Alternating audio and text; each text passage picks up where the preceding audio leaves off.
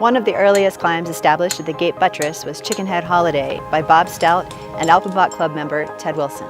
And since that time, climbers have been accessing this private property called the Gate Buttress. And for years, the LDS Church has allowed climbers to climb there, but there's been no legitimate access secured, and we have not been able to legitimately do any kind of stewardship work or rebolting work at the property. I'm Julia Geisler, the Executive Director of the Salt Lake Climbers Alliance, which is your local nonprofit rock climbing advocacy group. The Salt Lake Climbers Alliance exists to be the unified voice for climbers in the Wasatch through stewardship, advocacy, community, and education. The Alpenbach Loop project was a great success. It took us a number of years to not only plan but also implement the project with a number of public-private partners, and we're excited to use that as a model now for the next project up canyon on the private property called the Gate Buttress.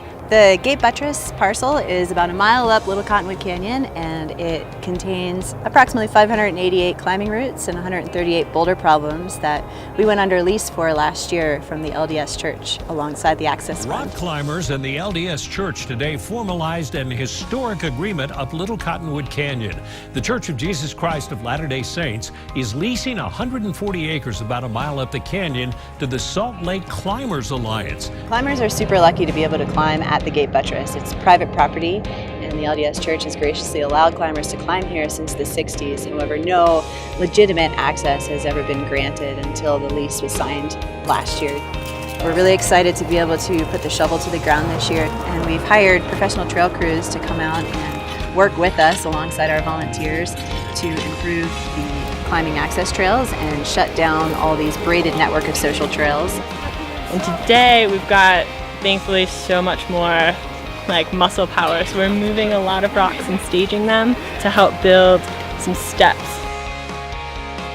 The kind of stewardship work that we're doing is really technical masonry work where we're lifting tons and tons of heavy granite in order to make the trails hardened and limit erosion. Tell me when to stop.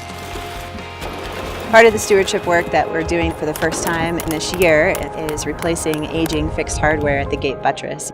Some of it has been in the rock since the 1960s, so we're coming out and replacing that with stainless steel to make these routes safer for climbers. The tapping tool, which introduces threads in the sleeve so that we can pop it out. It's a privilege and not a right to come out and be able to climb on this private property, so we need to keep the area as pristine as possible. The climbing community is deeply committed to protection and stewardship of the places they love to climb. It is the reason why most of us live here is because of the easy access, the quick access to these beautiful places where we can get outside and recreate. Take